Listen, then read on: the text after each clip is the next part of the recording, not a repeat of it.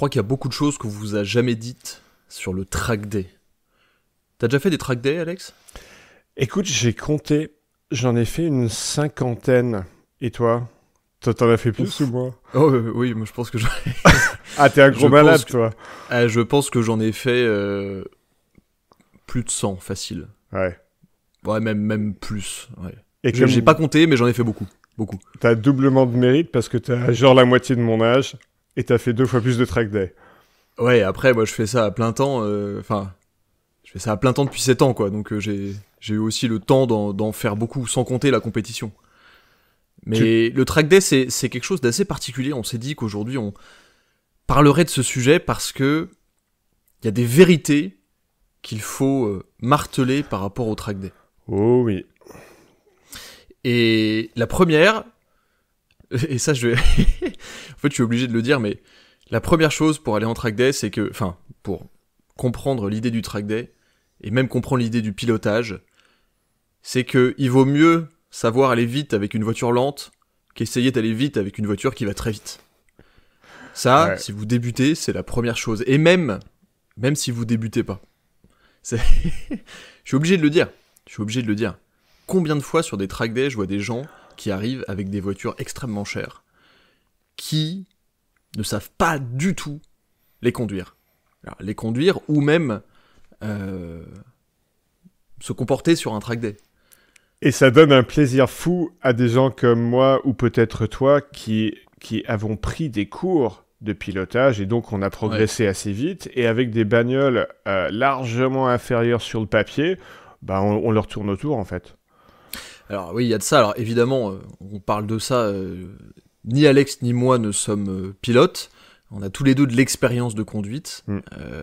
Peut-être que moi j'ai un peu plus d'expérience sur piste que toi, notamment grâce à la compétition. Je rappelle que j'ai fait une année de compétition en Caterham Academy, ensuite j'ai fait 5 courses de Clio Cup, et j'ai essayé pas mal de voitures de course. Je passe beaucoup de temps sur la piste.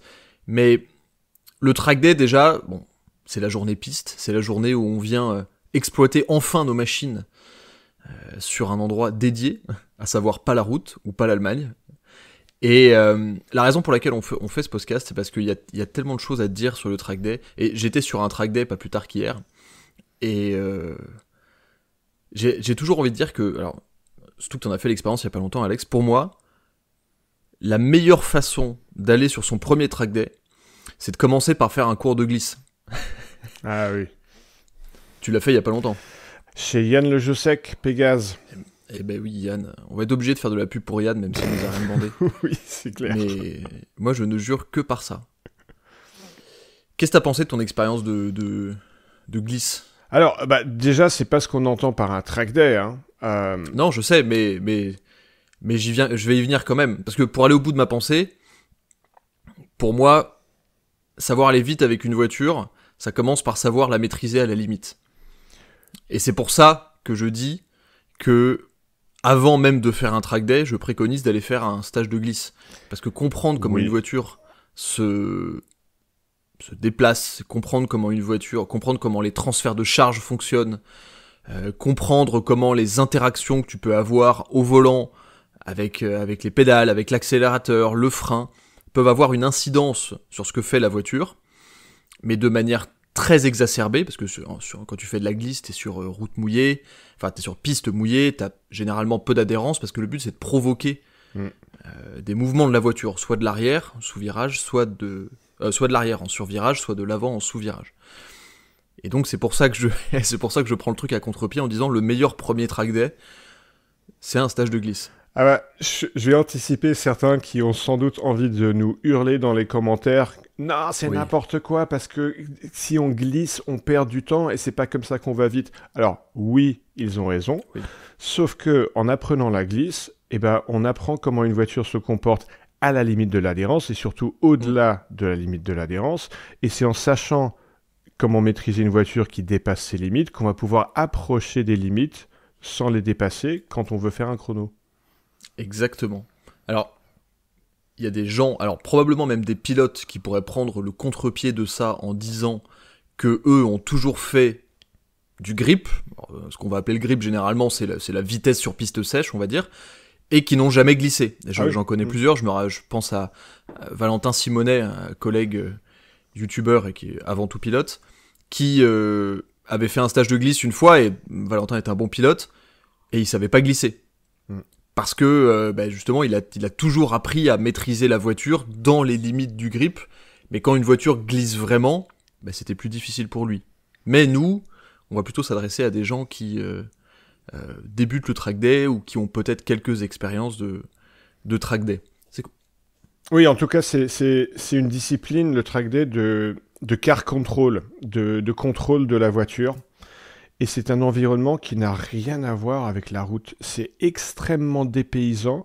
C'est pas juste une route à sens unique avec des dégagements. C'est un environnement totalement nouveau, fascinant, assez addictif aussi. Ah ça. T'as découvert ça comment, Erwan? Ton premier track day? Je crois que la première fois que j'ai été sur piste, c'était avec l'organisation Exclusive Drive en 2017.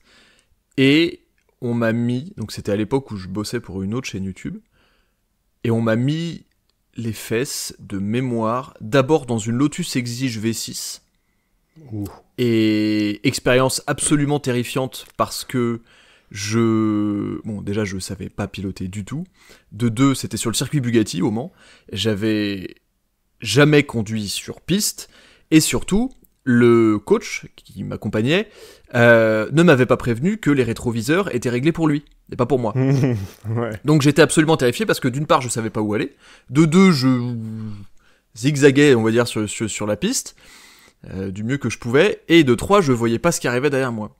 Et j'ai enchaîné deux mémoires dans la même journée, Lotus Exige V6 et Ferrari 458 spécial. Quand même.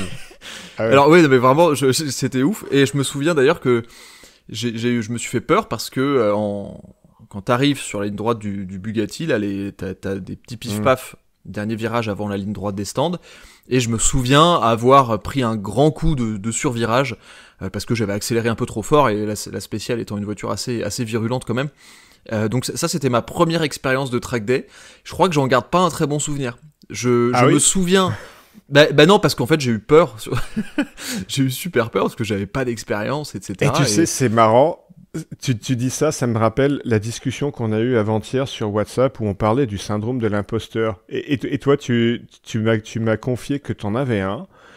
Et je t'avais confié que j'avais l'inverse. J'ai une sorte de bug psychologique qui fait que j'ai un syndrome de l'imposteur négatif. C'est-à-dire que je me sens à l'aise alors que je devrais pas. Et ça me fait penser à mon premier track day.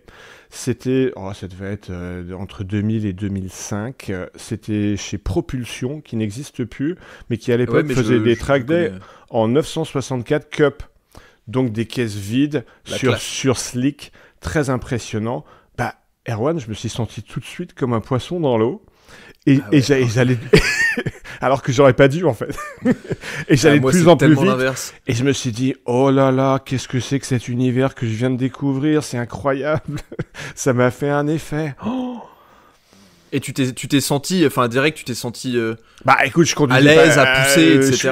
Je conduisais pas comme un pilote, mais en fait, oui. je me sentais chez moi. T'avais une notion du danger quand même ou quoi? Non, pas vraiment, parce que je devais être loin des limites de la voiture, j'étais pas en difficulté, je sentais que les limites étaient tellement loin, tu sais, une cup sur slick, que j'avais beau explorer les tout débuts de mes facultés à moi, j'étais loin de celles de la voiture, mais c'était cette impression de me sentir chez moi, dans mon bureau, et c'était super. Ouais, je comprends. C'est vrai que moi j'ai il y a du syndrome de l'imposteur, mais il y a surtout une notion de sûreté extrême. C'est-à-dire que moi, quand je suis sur piste, ou même quand je suis au volant d'une voiture, je vais jamais dépasser les limites de ce que je sais faire. Typiquement, je connais des gens, j'ai plein de potes, quand ils rentrent dans une bagnole, il y a un fusible qui saute. Oui. J'en connais. Mais, c'est problématique. Pas forcément de manière négative, mais ça va les amener très rapidement à arriver à la limite de la voiture, à la limite un peu de leur capacité, quitte à se prendre parfois des coups de stress, tu vois, tu sais, un tête à queue, un truc et tout. Et moi, quand je suis à côté, je me dis, mais mec, t'aurais pu l'éviter 300 fois. Moi, j'ai un côté je suis totalement comme toi. D'ailleurs, c'est un des nombreux trucs qui fait que j'aurais pas pu être pilote pro, c'est que j'ai beaucoup trop conscience de ma propre mortalité. Ouais. Moi non plus. Ah ouais, non, je peux pas. Non, moi non plus. Et ça m'a particulièrement marqué quand je faisais de la Caterham. Je crois que j'avais pas trop notion parce que les voitures sont assez faciles à prendre en main. Mais en Clio Cup, après la Clio Cup, c'est assez particulier. Donc c'est des Clio 4. Cup, donc vraiment des voitures de course, qui font 220 chevaux, traction, t'es en slick, et c'est assez particulier à conduire. T'as pas beaucoup de feeling de la voiture, c'est des voitures qui ont pas beaucoup de puissance pour énormément de grip, et la limite est très compliquée à trouver, et quand j'ai vu à quel point ça se battait porte contre porte, là ça m'a fait peur. Mais bon, là on sort de la notion du track day, mais le track day, c'est vrai que t'as une notion de liberté, je trouve, qui est absolument géniale. Parce que tu peux enfin pousser ta voiture, tu peux accélérer avec ta voiture, freiner avec ta voiture, la pousser fort dans les virages. Ah, mais j'ai une question pour toi, Erwan, à propos de la liberté. Parce que mon a priori, c'est que c'est plus maintenant comme c'était à mon époque dans les années 2000. La plupart de mes track days, je les ai faits, j'ai eu la chance de les faire. J'avais une 993 RS à l'époque. C'était à l'époque où ça valait 60 000 euros. Aujourd'hui, c'est genre 4 ou 5 fois plus. Tristesse. Et monté en suspension cup. Et à l'époque, dans le club 911.net, on était placé dans des séries selon nos facultés en tant que pilote conducteur. Donc j'étais plutôt avec les bons. Et c'était le lâchage complet. Il y avait genre pas de règles. On pouvait s'arsouiller, on pouvait se doubler n'importe où. On avait le droit de brancher des chronos et on le faisait. Et on comparait nos chronos entre potes. Il n'y avait pas de limite sonore. Est-ce que c'est toujours aussi libre aujourd'hui? Ah ouais, J'aurais aimé connaître cette époque. Ah, c'était ouf. Non. Mais on était comme en condition de course. On se doublait où on voulait, en entrée de virage, en sortie de virage, en ligne droite, d'un côté, de l'autre côté. C'est plus le cas aujourd'hui. Ah non. Aujourd'hui, j'essaie de penser à... Généralement, les track days qui sont, entre guillemets, les plus permissif, mais le permissif vient de quelque chose de très restrictif déjà. Donc permissif, ça veut dire avoir le droit de glisser un peu, faire des dépassements un peu de sagouin sans être dans la dangerosité non plus, mais aujourd'hui, après, ça vient un peu avec la société aussi, mais tout est extrêmement dans la sécurité. Alors, j'imagine que c'est plutôt positif, mais ça peut être castrateur. En fait, ce que je trouve surtout castrateur, c'est les limites de bruit, les limites... parce qu'en fait, c'est pareil, tu vois, t'as pas le droit de glisser. C'est pas forcément pour des questions de sécurité, c'est surtout pour des questions de bruit, parce que des pneus qui crissent sur le sec, en fait, ça fait énormément de bruit. Aujourd'hui, alors, moi, à titre perso, je suis pas un conducteur modèle, mais moi, c'est l'auto-école, moi. C'est-à-dire que je conduis bien, vite, on va dire que je suis un bon gentleman driver, mais je suis hyper précautionneux, je prends des marges de sécurité énormes, etc. Donc il y a peu de chances que ce soit moi qui me prenne un drapeau noir, quoi.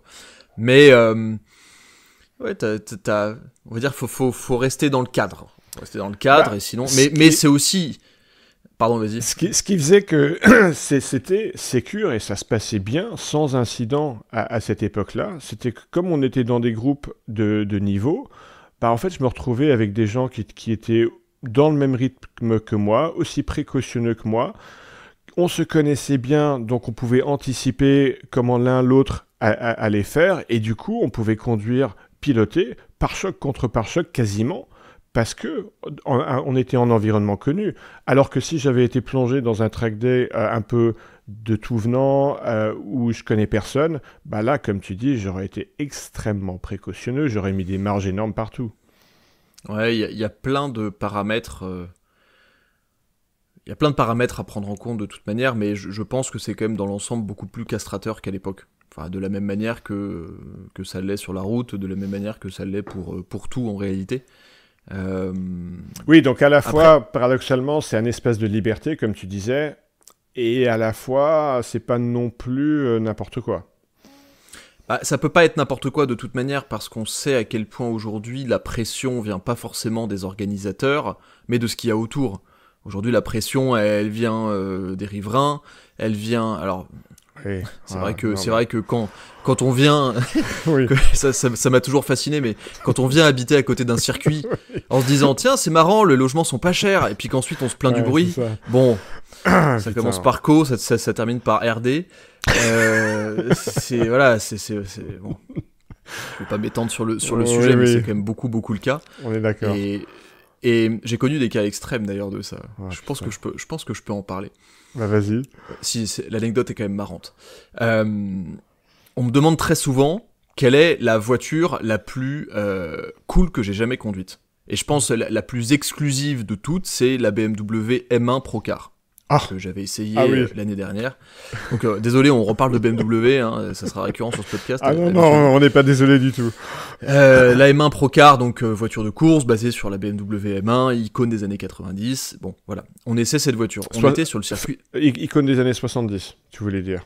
J'ai dit quoi, 90 90. Oui, ouais. c'est un peu tard, oui, plutôt 70. Ouais.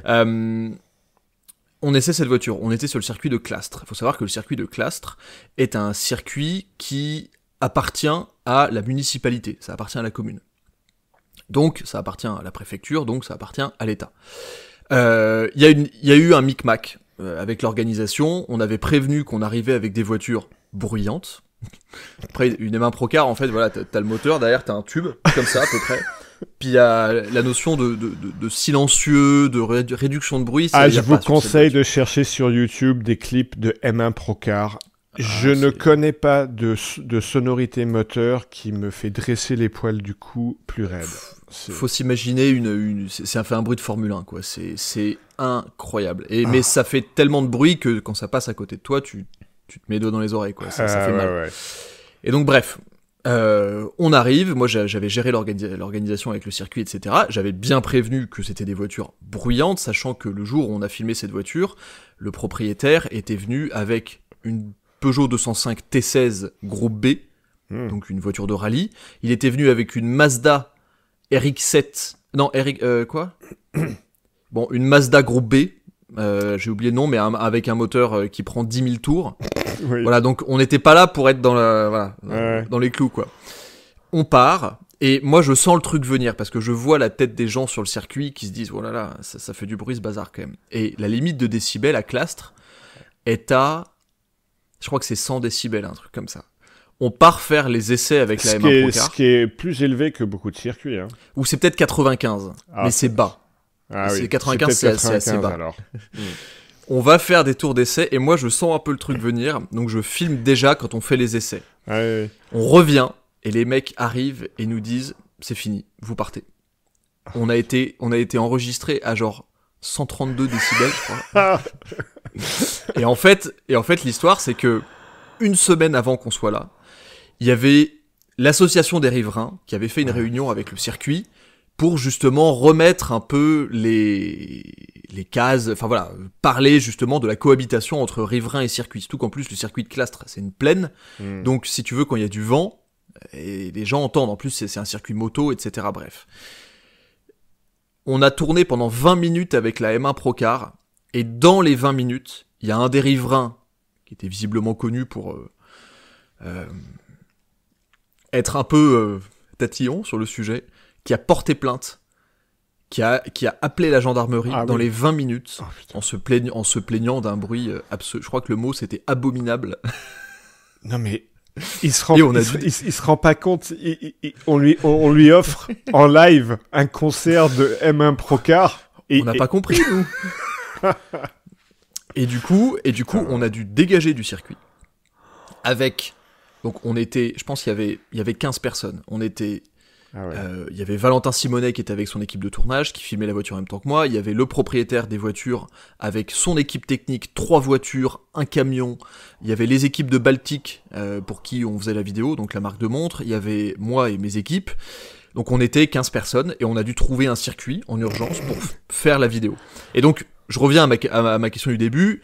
Quelle est la meilleure voiture et la meilleure expérience de conduite que t'aies jamais eue ? C'est à la fois la M1 Procar, parce que c'est à la fois la meilleure et la pire expérience que j'ai jamais eue, parce que la vidéo, les gens ont pas trop remarqué, mais elle est tournée sur 2 circuits, avec 200 km entre les 2 circuits. Ah, mais j'ai regardé toute ta vidéo, j'ai pas remarqué. Hein. Mais personne n'a remarqué. Personne n'a remarqué, mais moi, la vidéo, sans déconner, je pense que je l'ai tournée en 40 minutes. Ah ouais. Et la vidéo est trop belle. Ah Mais, ouais. et ça reste un de mes pires souvenirs de tournage parce que c'était d'un stress horrible. Ah oui, c'est Mais voilà, donc ça, c'était pour l'anecdote. C'est sucré-salé comme souvenir. C'était pour l'anecdote des riverains, parce que celle-là, je la trouvais quand même assez drôle. Et je salue les équipes du circuit de Castres, qui sont des gens adorables, avec qui qui m'ont accueilli plein de fois. C'est pas de leur fait, mais c'est vrai que, en fait, si ça remonte à la police, ça remonte à la communauté de communes, à la préfecture, et en fait, ça peut remonter jusqu'au ministre qui dit, en fait, fermer le circuit, quoi. Donc, la pression extérieure aussi, quoi. Mais les gens un peu... Bon. Voilà, mais c'était pour l'anecdote, je trouvais ça drôle. Ouais. Maintenant, Erwan, dans les vérités que personne ne dit, je crois qu'il faut qu'on parle de coûts. Et en particulier de coûts d'entretien. Le circuit, ça défonce les voitures. Mais d'une force. Ma règle...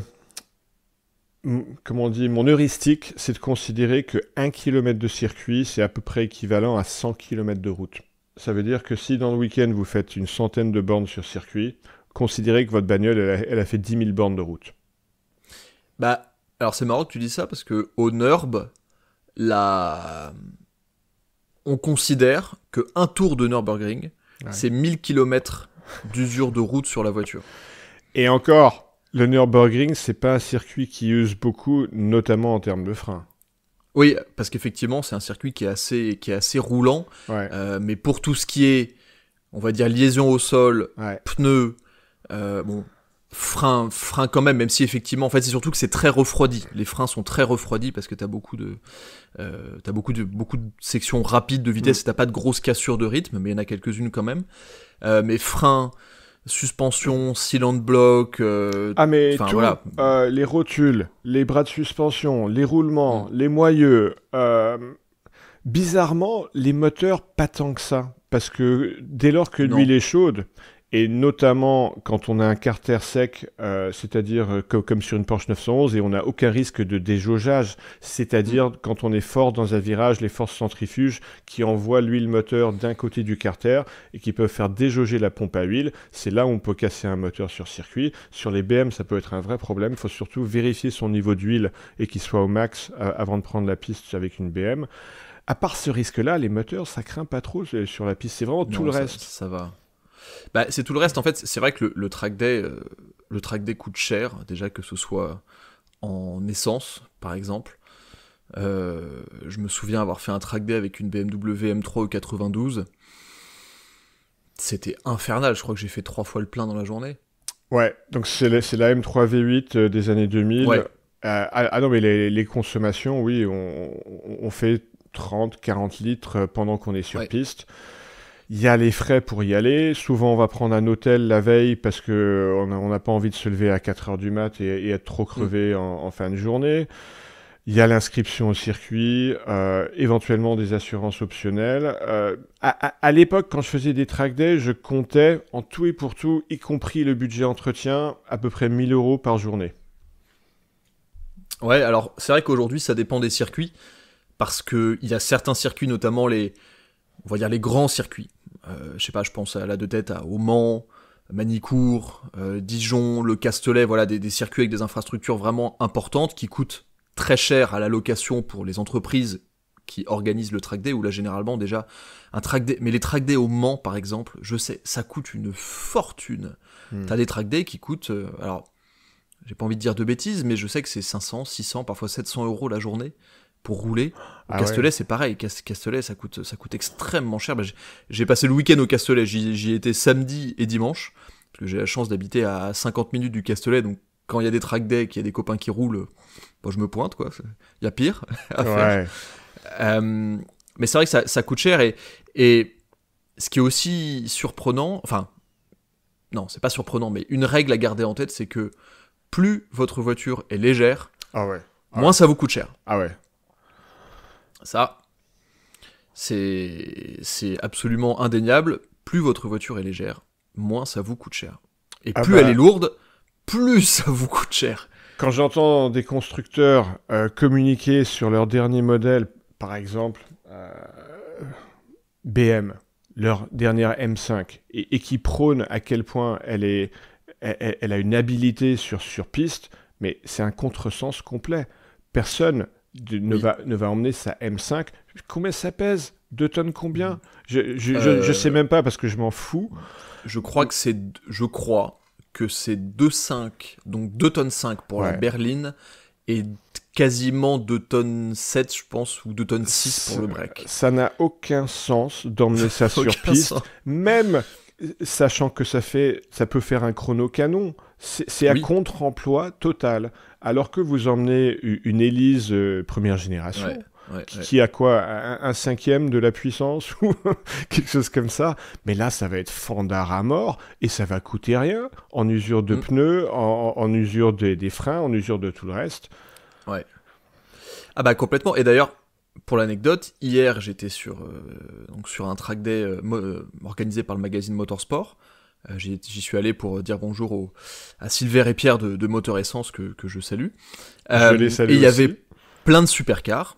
Il y avait des très très belles voitures. Il y avait des voitures de course. Il y avait une 488 Challenge, donc une Ferrari 488 de course, une Ferrari 458 Challenge, donc la version précédente avec le moteur Atmo.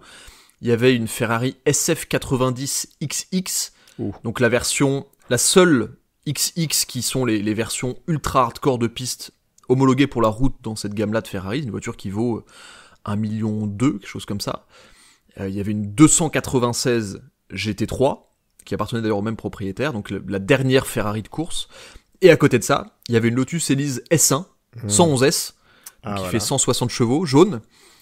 Et en vrai, quand je voyais toutes les bagnoles, pour avoir déjà roulé en Elise S1 jaune sur le Castellet, je me disais, il doit se marrer de fou, quoi. Et effectivement, tu n'uses rien. Tu n'uses rien. Et tu peux exploiter la voiture à 3000%. Et ça m'amène d'ailleurs sur un autre truc. Moins votre voiture est puissante, plus vous pouvez l'exploiter fort. Oui. Et l'intérêt d'un track day, c'est pas de rouler vite dans la ligne droite. Donc, à la limite, que vous ayez une voiture puissante ou pas, c'est pas là où le kiff arrive. Le kiff arrive dans les technicités de prendre les virages le plus fort possible. Donc, c'est une expérience châssis avant tout. Donc, faut mettre l'argent dans le châssis et l'argent aussi dans la formation du truc mou qui est derrière le volant, c'est-à-dire nous. Oui. J'ai pris un certain nombre souvent dans les clubs, c'est proposé en option de prendre des cours. J'en ai pris un certain nombre. Ça a transformé ma façon de m'y prendre. Et qui plus est, ce sont des techniques qui sont ensuite traduisibles sur la route. Parce qu'on peut se retrouver en mauvaise posture si, par exemple, on rentre dans un virage un peu trop rapidement et qu'on sent peut-être que l'arrière commence à décrocher parce qu'on commence à lever le pied de l'accélérateur parce qu'on est rentré trop vite.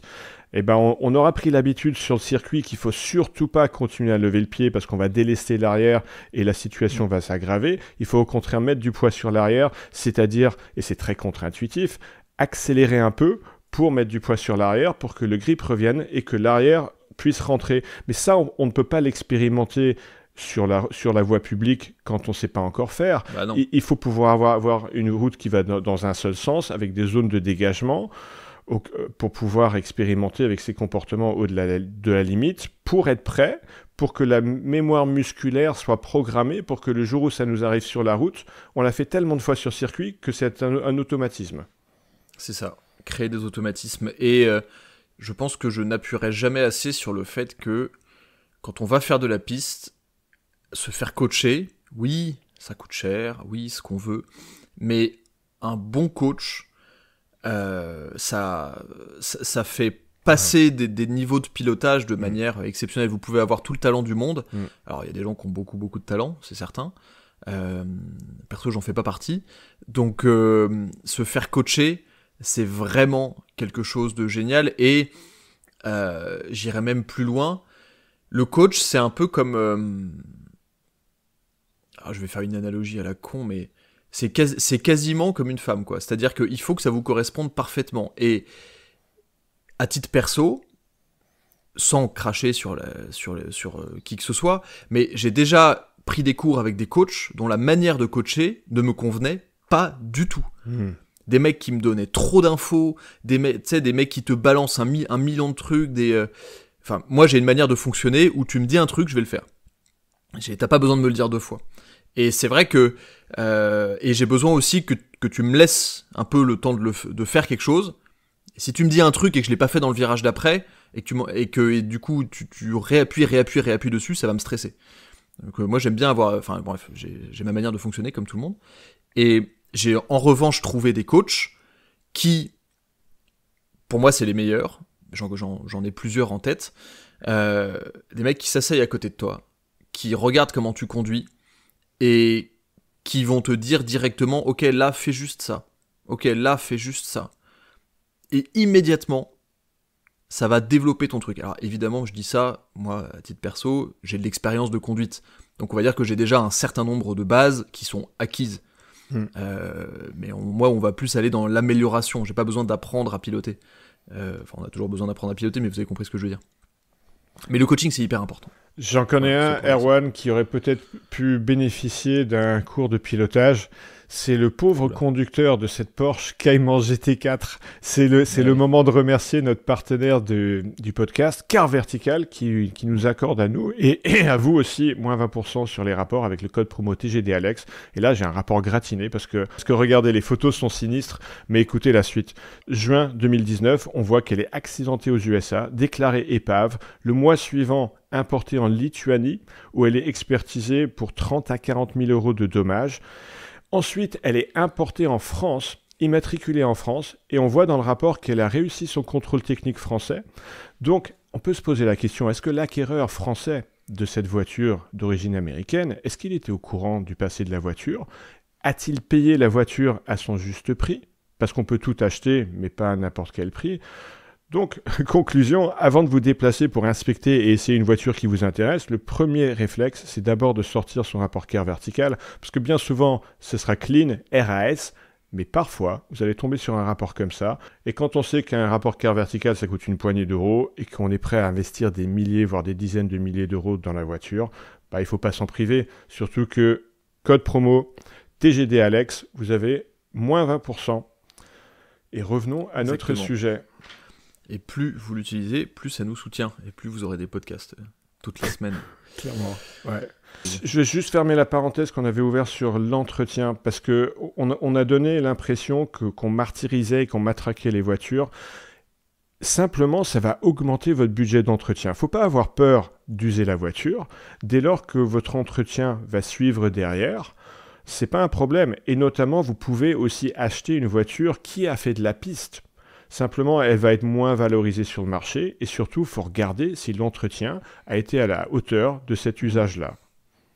Ouais, c'est vrai qu'on entend toujours, on entend toujours de manière assez négative des voitures qui ont fait de la piste. Ouais. Alors, c'est vrai qu'effectivement, on ne sait pas comment elles ont été conduites, on ne sait pas ce qui s'est passé, mais si l'entretien suit, bon.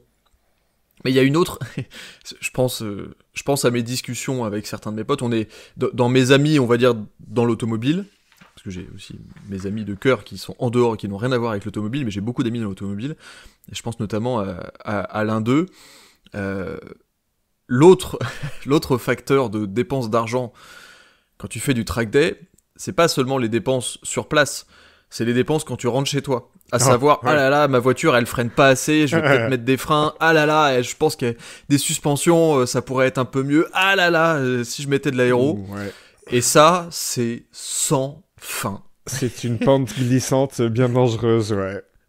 C'est terrible. Et moi, j'ai des discussions avec un de mes meilleurs amis, là, tout le temps. Bon, déjà, tous les jours, on s'envoie parfois, il m'envoie des screens de sa page Le Bon Coin. T'as suspension, frein, aéro, baquet. Ouais, c'est ça. Il y a tout. Et ça, c'est pareil, c'est absolument sans fin. Et je pense que le pire du pire, c'est quand tu vas au Nürburgring. Je pense qu'on pourra faire un épisode complet sur le Nürburgring, parce que j'ai tellement de trucs à dire dessus. Ouais. Mais quand tu vas au Nürburgring, c'est vraiment le circuit qui va exacerber tous les défauts de ta caisse. Enfin, et encore tous les défauts. C'est pas vraiment des défauts, c'est un manque de performance sur un élément donné. Sauf que le Nürburgring met tellement en contrainte les voitures que tu te retrouves à en fait, finalement, avoir une voiture de piste pour la route qui est inexploitable en dehors du Nürb. Donc c'est un autre problème. C'est ce que j'allais dire. Une partie de cette pente glissante, c'est que plus on va améliorer sa voiture sur la piste, plus on va la dégrader sur la route. Parce que ce sont tellement des environnements différents, la piste et la route, qu'on peut difficilement être au top dans les deux univers, sauf à la limite quand on a une voiture qui est extrêmement légère. Où là, à la limite, on peut y arriver. Ouais. Mais après, on finit avec une remorque. On a un jouet dédié pour la piste, on l'emmène en remorque.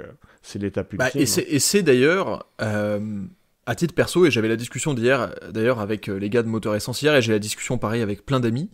Quand tu roules beaucoup sur piste, au bout d'un moment, tu peux plus blairer les voitures de route, quoi. De la même manière, alors je vais m'expliquer, mais de la même manière que un pilote automobile qui a l'habitude de voitures de course, voilà. Si tu lui dis aller faire de la piste avec une voiture de route, il va te dire mais jamais de la vie, ça c'est pas fait pour ça. Et quand je vois des mecs qui, alors c'est un avis perso, hein, mais quand je vois des mecs qui mettent 400 000 € dans la dernière GT3 RS pour faire de la piste, pour moi c'est incompréhensible. Mais incompréhensible, je comprends pas. Parce que rouler sur la route avec cette voiture, ça n'a aucun intérêt. Ouais. C'est pas fait pour. Ouais. T'as l'impression d'être dans une cup échappée de la route, alors ça a de la gueule, certes, mais tu fais rien sur la route avec. C'est inconfortable, t'as même pas de coffre. Voilà. Exact. Et c'est vrai, sur les dernières GT3 RS, t'as pas de coffre, parce que t'as les ventilateurs à l'avant, là. Ouais. Ça coûte 400 000 €. Ouais. Et pour 100 000 balles, tu peux débarquer avec ta 997 Cup, donc une vraie voiture de course, sur ta remorque, avec un mécano, et tu roules en voiture de course. Ouais. Et là, c'est un autre monde. Ouais. Et là, c'est un autre monde. Moi, je me souviens de la première fois où j'ai essayé une voiture de course, c'était une Cup d'ailleurs, j'ai pas compris ce qui m'arrivait. Je me suis dit, mais qu'est-ce que c'est que ce truc ? Ouais. Et à titre perso, aujourd'hui, je suis content d'aller faire des tours de piste sur le sec, mais ça m'amuse pas beaucoup. Et puis après, à titre perso, je suis pas non plus un fan d'aller chercher le chrono, ça m'amuse pas tant que ça. Certainement parce que je suis pas pilote professionnel, mais c'est aussi, ça m'amuse pas tant que ça. Par contre, un track day où il pleut, là j'adore, parce que je peux être à la limite tout le temps et ça me fait vraiment rire. Et autrement, je préfère une voiture de course, parce que ça n'a rien à voir. Mais rien à voir. Et la voiture est faite pour ça. Alors qu'une voiture de route, vous prenez la voiture de route, quand vous allez faire de la piste avec, c'est pas adapté. Donc vous allez la modifier, jusqu'à un moment où cette voiture de route sera plus adaptée pour la route, et elle pourra faire que de la piste. C'est ça. Et donc c'est un peu un truc bizarre. Bah ouais, ma 993 RS, suspension Cup, arceau-cage complet, baquet inifugé, elle était devenue assez désagréable sur la route. En contrepartie de quoi, c'était une vraie ballerine sur la piste, c'était génial. J'avoue que en plus, même juste en termes esthétiques, les 993 RS, c'est un peu ma Porsche de rêve, moi, donc j'ai jamais essayé, mais je trouve ça trop beau, je trouve ça superbe. Et ça me fait penser un peu à un truc, parce que effectivement, ma réflexion, elle vient, on va dire, d'une expérience quand même assez longue de plein de voitures, donc une expérience assez on va dire, chanceuse, privilégiée. Mais pour les gens qui n'ont jamais mis les fesses, déjà sur une piste, mais aussi même dans une voiture de sport.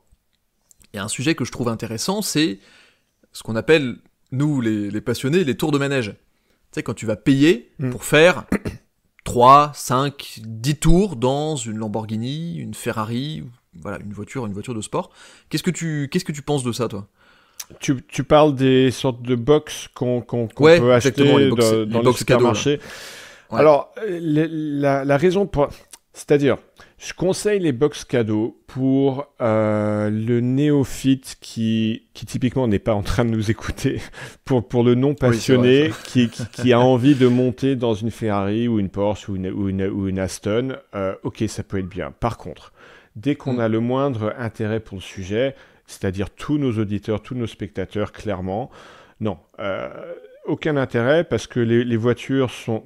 déjà, quand on fait 3 tours, même si on est... Parce qu'il y a certaines boxes où on est conducteur.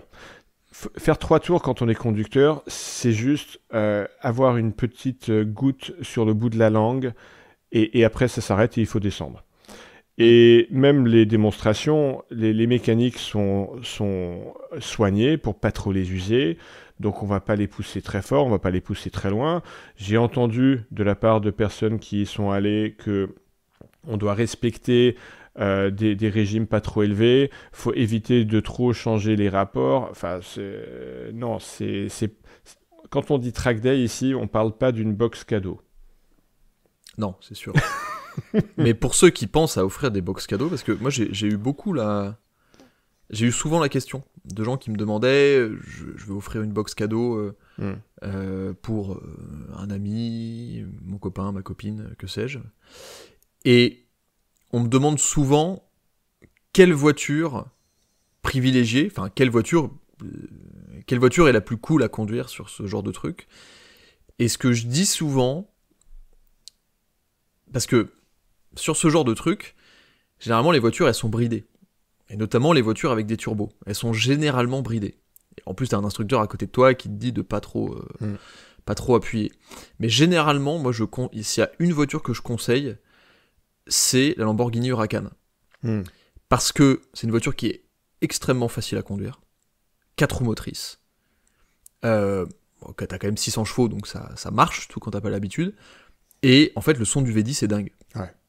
Donc moi je dis toujours, s'il y a des gens qui veulent offrir ça, privilégiez les voitures avec des moteurs atmosphériques qui gueulent.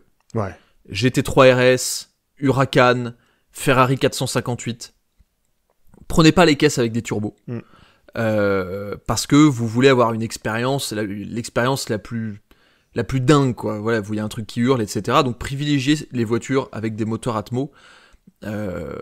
Après, propulsion 4 roues motrices, ça change pas grand chose. De toute façon, vous avez un instructeur à côté de vous, vous les conduisez en mode wet, donc c'est pas très grave, mais voilà, ça répond quand même à un truc. Et si vous êtes, pour le coup, plus habitué au monde automobile, on va dire, faites des stages de glisse. Commencez par des stages de glisse. Allez voir Yann Le Jossec chez Pégase. On n'est pas payé pour le dire. On n'est pas payé. Mais on est tous les deux clients. Yann, je le connais depuis des années. C'est d'ailleurs, allez, je le dis parce que ça a toujours été une petite fierté, mais moi j'ai rencontré Yann quand il avait son école de pilotage. Je me souviens, je l'avais rencontré à la brocante de l'OEAC et c'est avec moi qu'on avait commencé à faire les premières vidéos avec Yann Le Jossec, donc c'est cool quand je bossais pour Asso West à l'époque. Et donc Yann, je le connais depuis très très longtemps et c'est la meilleure école de pilotage possible. Et c'est le truc le plus fun en fait. Moi aujourd'hui, le track day, comme je le disais, à part s'il pleut, ça va m'amuser, mais pas trop. À moins d'être dans une voiture vraiment faite pour. Par contre, un track day sur piste mouillée, on est assez d'accord. Ouais. Là, je m'éclate. J'aimerais faire une comparaison qui est assez contre-intuitive et ceux qui n'ont pas encore fait de track day, j'aimerais partager ça avec eux parce que c'est insoupçonnable. C'est un parallèle entre un track day et une relation sexuelle. C'est-à-dire... tu l'attendais pas celle-là. Voilà. Il y a le moins de 18 qui vient s'afficher en bas là. Oui, c'est ça, parce que quand on est sur circuit, on est challengé par une tâche qui nous mobilise totalement. Oui. En fait, c'est un vide-tête. Vous savez que quand vous faites l'amour, vous n'êtes pas en train de penser à autre chose. Enfin, j'espère. Ou alors, il faut changer de partenaire. Mais ça, c'est un autre problème. Mieux, ouais. On est complètement en immersion dans ce qu'on est en train de faire. Sur un track day, en plus, il y a une notion de danger potentiel, parce que potentiellement, on pourrait abîmer la voiture. Donc, il faut se concentrer, parce que sinon, on va sortir de la piste. Et c'est suffisamment dur pour être stimulé, mais pas tellement dur pour être pétrifié. Donc, on peut progresser. Et ça m'a marqué, c'est ce qui pour moi a rendu les track days à l'époque addictifs. C'était cette impression d'être pleinement mobilisé dans une tâche. On appelle ça un état de flow, où l'esprit se tait et on est juste en train de faire une seule chose. Limite, les gestes deviennent inconscients et automatiques, comme si les choses se passaient à travers nous. Je sais qu'il y a une séquence où Ayrton Senna décrit ce genre... Je suis pas en train de me comparer à ce Ayrton Senna, les gars. C'est cet état de flow que ce que Senna décrit très bien. Ben, je l'ai vécu régulièrement sur circuit à mon humble niveau. Et c'est quelque chose que j'ai rarement vécu dans d'autres activités. Alors, c'est vrai que l'état de flow, moi j'ai plusieurs... Oui, enfin, si, ça arrive régulièrement, mais c'est vrai que t'es ultra concentré sur ce que tu fais et t'as un côté... t'as un peu une fracture de l'espace-temps qui est quand même assez cool. Et puis, de manière beaucoup plus basique, aller très vite dans un véhicule, c'est quand même très rigolo. Donc, ouais, c'est vrai que c'est une activité que je trouve vraiment... Enfin, la conduite rapide, en tout cas, c'est vraiment une activité que je trouve géniale, quoi. Mm. Et après, même pour le track day, j'y pense, mais fiez-vous à des organisations réputées, c'est mieux. Parce que, sans critiquer qui que ce soit ni personne, c'est bien de se retrouver avec des gens qui ont aussi la tête sur les épaules. Parce que moi, je me suis retrouvé pas mal de fois sur des track days avec des gens qui étaient complètement fous. Ouais. Et ça tue des journées, quoi. Vraiment, ça tue des journées. Donc, mais pour ceux qui n'ont jamais fait de track day, faites du track day. Ou allez essayer, du moins. Et c'est vraiment un monde cool, je trouve. À tester, ouais. À tester. Mais faites de la glisse, quand même, c'est mieux. On passe aux news. On passe aux news. Quid de tes news? Qu'as-tu fait la semaine dernière? Eh ben, souvent mes news vont parler de mon petit parc de voitures et aujourd'hui ne fait pas exception. Je suis allé chercher un jeu de jantes hiver pour ma Porsche 996 C2. Je suis fervent défenseur de l'utilisation des pneus hiver en hiver. Franchement, si vous n'avez pas essayé, c'est radical. C'est difficile ensuite de faire marche arrière. Souvent, on fait l'erreur de penser que c'est réservé à aller à la montagne, des pneus hiver, parce que c'est pour rouler sur neige, ou alors on fait l'autre erreur qui est de penser, et je l'ai faite à l'époque, que si on a un 4x4, dans ce cas-là, on n'a pas besoin de pneus hiver parce qu'on a les 4 roues motrices. Non, une 2 roues motrices en pneus hiver montera sans problème aux stations de ski, là où un 4 roues motrices pourra rester coincé avec ses pneus été, d'une part, et ensuite... Dès qu'on est sur une route détrempée de fin novembre avec des feuilles mortes où il caille, bah là on va trouver du grip et donc de la sécurité et du plaisir avec des pneus hiver qui sera insoupçonnable de quelqu'un qui n'a pas encore essayé et qui est resté en pneus été. Oui, c'est vrai. Donc je me suis tapé d'aller... j'ai fait un aller-retour à Lyon pour aller chercher un jeu de jantes sur lesquels je vais parquer en permanence mes pneus hiver. J'ai fait l'aller-retour dans ma BM E34 Alpina B10 3,5 litres. Donc j'ai enquillé à peu près 1000 km d'une traite. C'est fait pour. C'est génial. C'est fait pour ça. En plus, elle n'a rien senti la voiture parce que comme elle avait déjà 447 000 km, bah, mettre 1000 de plus, elle s'en branle. T'as largement dépassé le stade de la culpabilité. Oui, c'est ça. C'est l'insouciance totale d'avoir un gros kilométrage. Oui, c'est vrai, ça c'est vrai. Alors que moi, justement, moi je suis soucieux du kilométrage de la Porsche. Attendez, à combien? 155, je crois. Quand je l'ai acheté, elle avait 137. Ah ouais, t'en as fait un paquet. Bah oui, avec le pôle Nord. Bah déjà 10 000 avec le Cap Nord. Ouais. D'ailleurs, pour les gens qui demandent, la vidéo va sortir un jour. Ah oui, j'avais oublié, t'as pas sorti la vidéo encore. Non, j'ai toujours pas sorti la vidéo, non. Alors, il y a 1001 raisons. La première, c'est que... Enfin, bon, je vais pas commencer à me justifier. Mais bon, en gros, je m'y suis pas mis à temps et j'ai eu tellement de taf que je me suis concentré sur le fait de sortir des vidéos toutes les semaines, ce qui prend déjà suffisamment de temps, plutôt que de que de me mettre 2 semaines sur un montage. Mais là, je suis dessus et j'essaie de le finir vite. Sauf qu'en plus, c'est un beau film et tout, et on était d'ailleurs équipé en pneus 4 saisons Goodyear qui ont fait un travail incroyable sur la neige. Je fais le parallèle avec ce que tu disais avant. Ouais. Mais je suis passé sur des routes enneigées pendant 15 km, sur la glace même, traversé sans aucun souci. Ouais. Mais oui, donc tout ça pour dire le Cap Nord. Mais oui, non, je lui ai mis 18 000 km, je crois, un truc comme ça. Ouais, quand même. Bah, même bientôt 20 000. Ouais, bientôt 20 000. Bah, je pense que tu l'as pas déprécié parce que elle en a suffisamment des bornes. Bah, j'en sais rien, personne veut l'acheter. Oh merde. C'est un truc de fou, ça. Il se passe rien sur le marché en ce moment, c'est mort, mais mort, mais mort. Ouais, c'est bizarre La voiture, parce que je la trouve top ta caisse. Ouais, mais t'es le seul. Il y a personne qui veut l'acheter. C'est un truc de dingue. J'ai 0 demande. Ouais, Rien. chelou. Alors, je sais pas, je me dis que peut-être que mon annonce elle est pourrie ou quoi, mais Pourtant 30 000 euros, c'est le tarif, il me semble. oui, puis elle est quand même super bien équipée, elle est en bon état. Je l'ai surentrtenue. Il y a 2 jeux de jantes, il y a un échappement SCART. Bon, même si les modifications ça rentre pas dans le prix, mais c'est vraiment une bonne voiture, quoi. Puis qui est très bien équipée, qui a quand même des options assez rares. Puis bon, Et, c'est ta bagnole et on sait que tu fais les choses bien, consciencieusement. Ben ouais, mais qu'est-ce que j'ai eu? J'ai eu quelques personnes un peu intéressées qui ont disparu. Enfin, Ouais. la classique, quoi. J'ai eu un mec. Ah là là. Je sais qu'il faut pas parler des trucs négatifs, mais l'épitome du porschiste. Ah, Le mec, en gros, m'a reproché d'avoir utilisé ma voiture, quoi.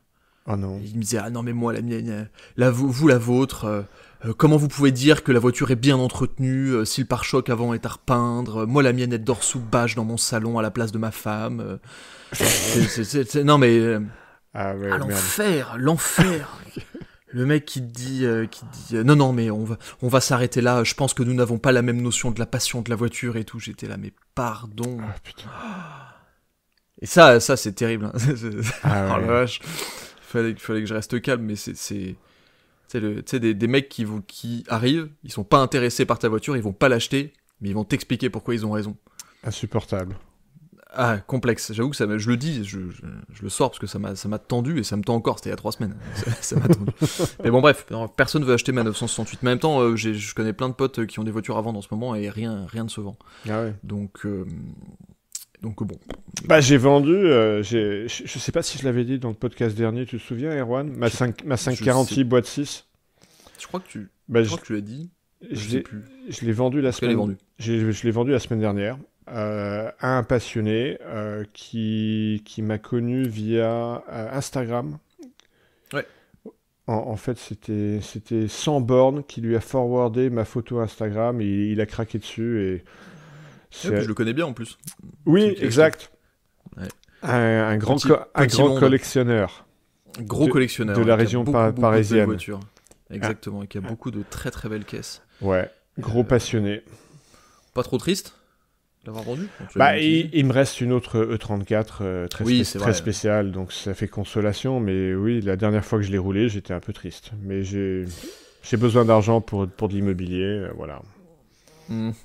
Oui, bah, c'est la même raison pour laquelle je vends ma Porsche. Hein. Tout le monde me demande si par quoi je vais la remplacer, etc. Hmm. Mais c'est pas pour acheter une autre voiture, malheureusement. Même si j'aimerais bien acheter une autre voiture, mais bon, j'ai déjà 28 ans de voiture, on va peut-être chaque chose en son temps. Mais qu'est-ce que j'ai fait cette semaine, moi? Bah si, j'ai passé mon week-end au Castellet. C'était très cool. Ah oui, ça va. C'était un track day. Enfin, c'était pas un track day, mais c'était BPM, un gros groupe automobile français, et leur département BPM Luxury. En fait, c'est toutes les concessions de luxe de Monaco.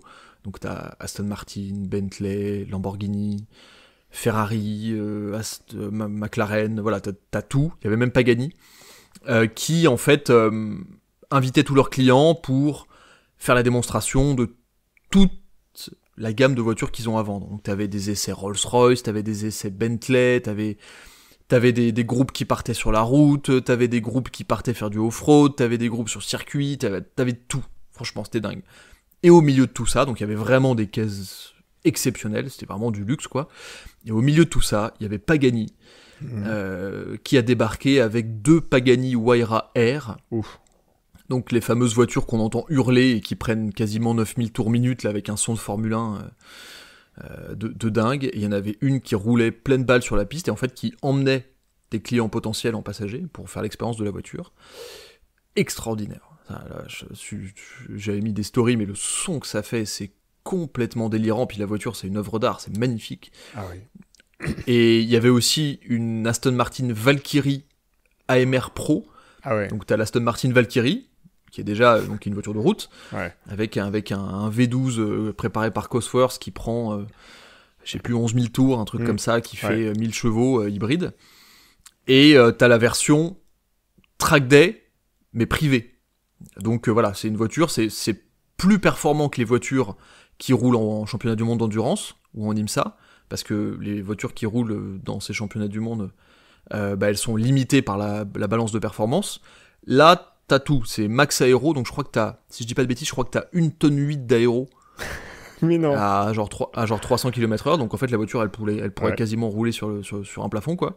Ah bah ouais. Et t'as un peu plus de 1000 chevaux, pareil V12 atmosphérique, et donc c'est vrai que voir ces voitures là rouler, c'est assez dingue, quoi. Et c'était vraiment très plaisant, et j'ai retrouvé un de mes bons copains là-bas, Seb Delaney, avec qui on s'est bien marré, puis j'étais avec un autre ami aussi, Louis-Xavier. Donc voilà, on s'est marré, puis ensuite, dimanche, je suis retourné au track day pour dire bonjour à Sylvain et Pierre de Moteur Essence. Et plusieurs choses à dire. Déjà, qu'est-ce que c'est bien d'habiter dans le sud ? Je le dis aussi un peu pour toi, pour que tu finisses par venir, mais parce que il fait un temps de malade et c'est trop bien. Ouais. Et la deuxième chose, j'ai fait un tour en KTM. Alors, c'est marrant parce que j'ai oublié le nom du modèle, mais c'est la fameuse KTM tout en carbone avec la vitre un peu qui se baisse là sur la... Comment elle s'appelle cette Ah oui, voiture ? donc c'est pas la X-Bow. C'est pas la Crossbow, non. Oui, pardon, Crossbow, ça se prononce. Je sais plus comment ça s'appelle. KTM Supercar. Comment elle s'appelle ces voitures ? Ouais, il y a comme une bulle qui pivote entièrement, un peu à la manière d'un jet chasseur de l'armée de l'air. Ah, c'est ça. Donc c'est toujours la Crossbow, mais différente. Sauf que là, c'est la Crossbow GTXR. Ah, ok. C'est la KTM Crossbow GTXR. Donc, c'est un truc... un look de vaisseau spatial quasiment, c'est marrant, c'est très long,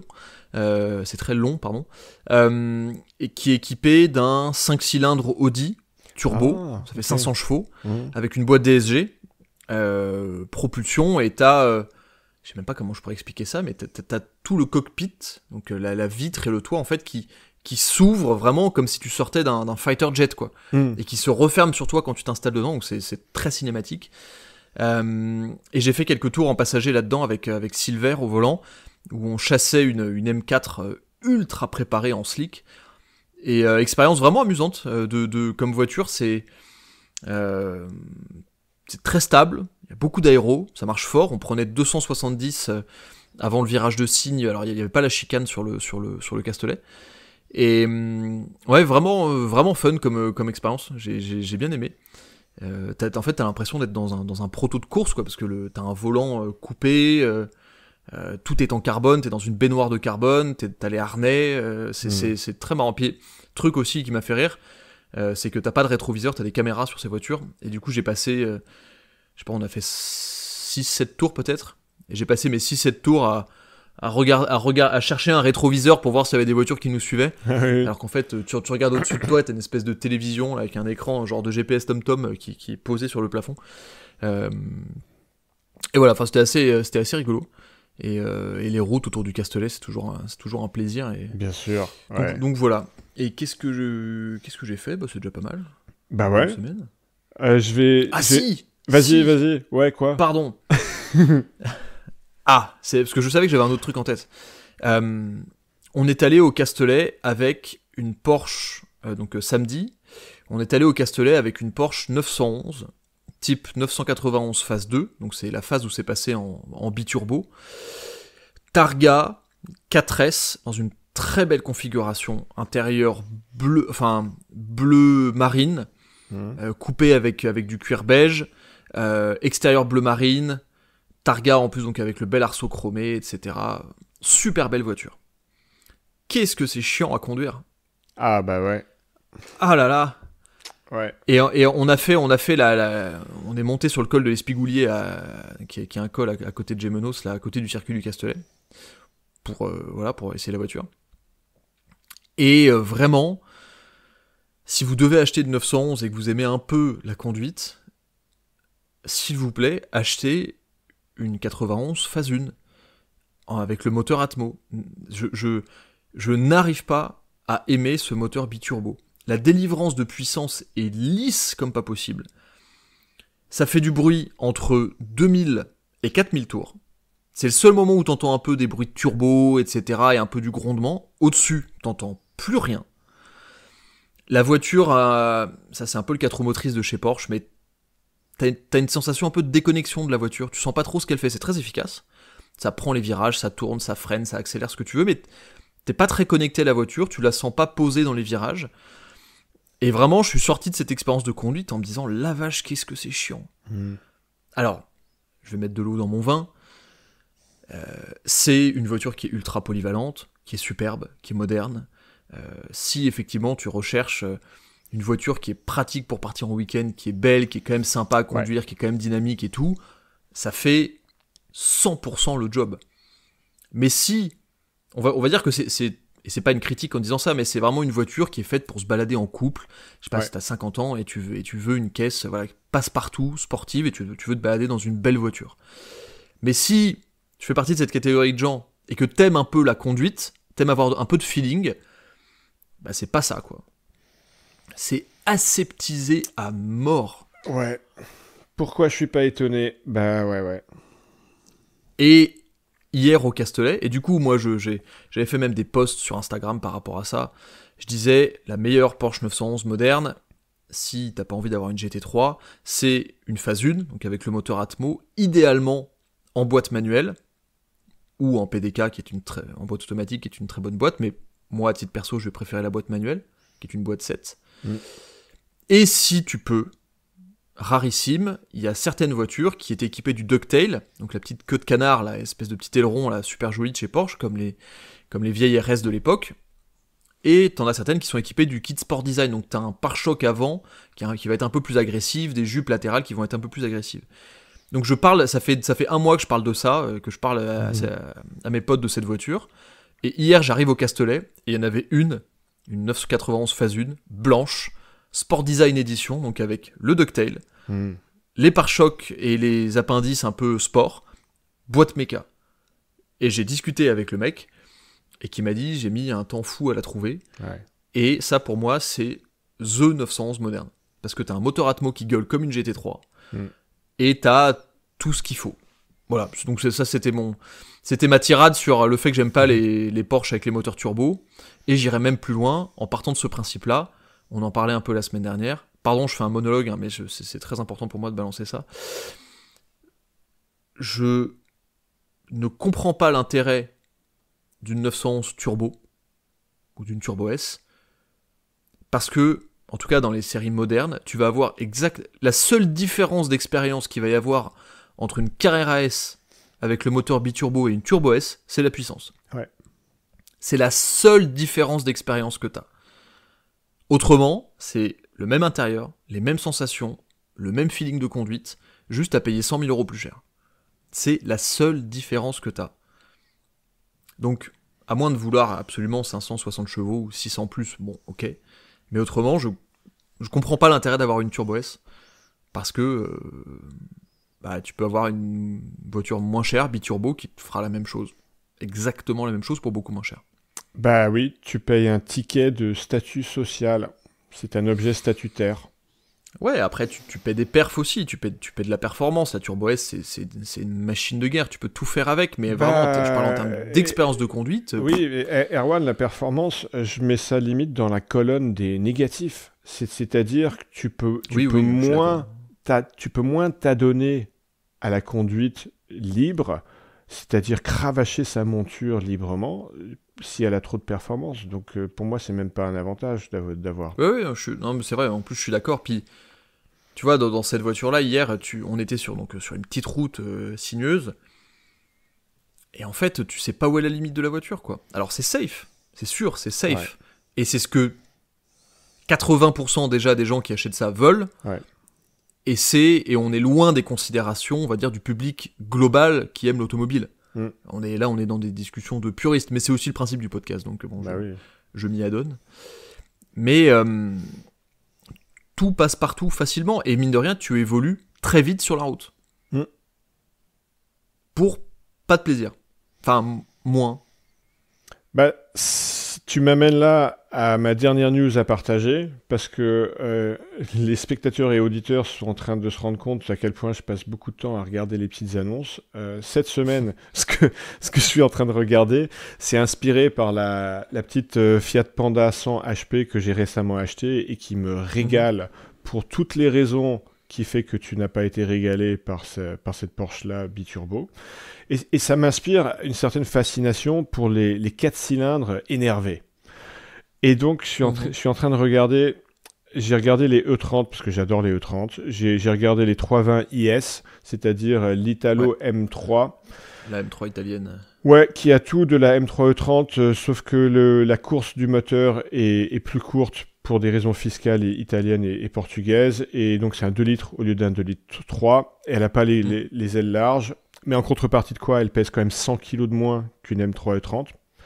Ouais. Et c'est un moteur réputé pour être encore plus énervé dans les tours, puisque course plus courte.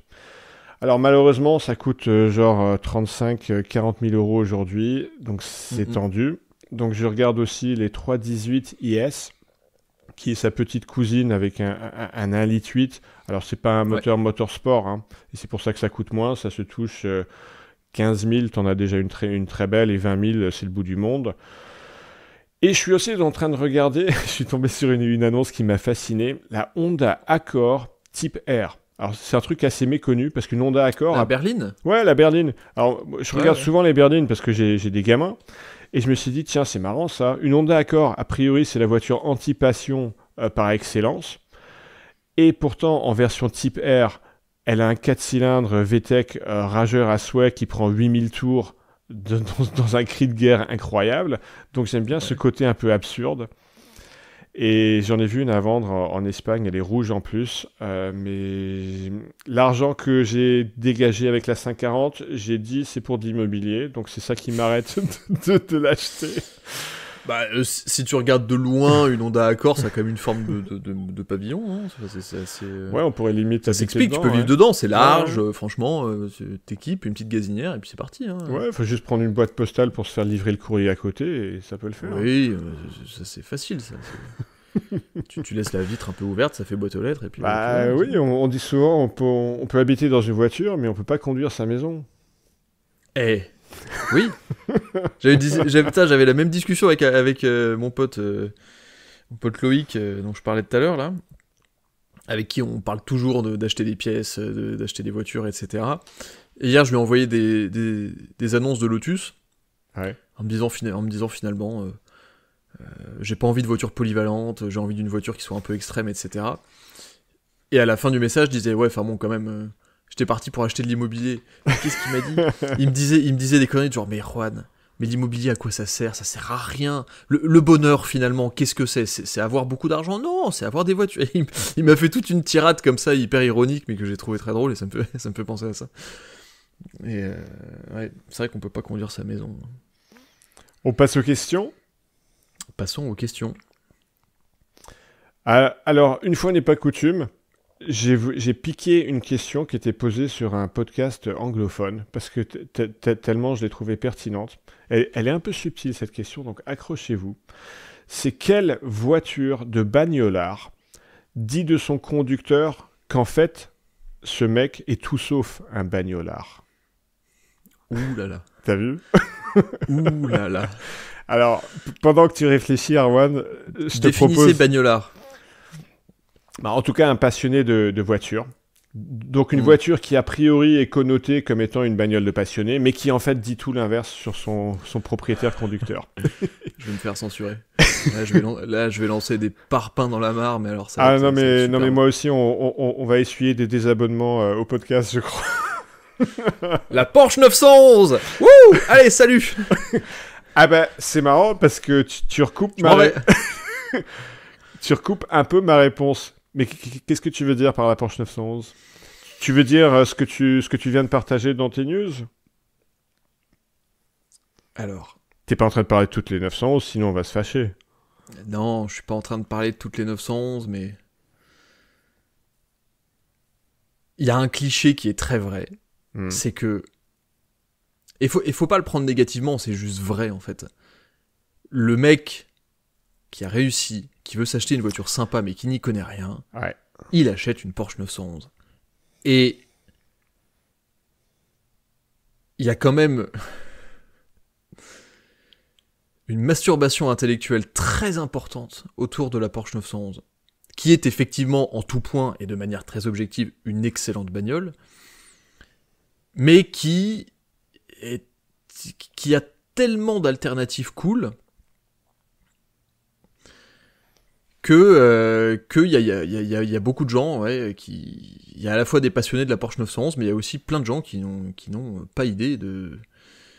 Qui voulaient juste une Porsche, quoi, et qui voulaient juste une bagnole, ce qui n'est pas grave en soi, mais en fait je suis pas un grand fan de la Porsche 911, et généralement j'ai rencontré malheureusement beaucoup de conducteurs de Porsche 911 qui avaient pas forcément de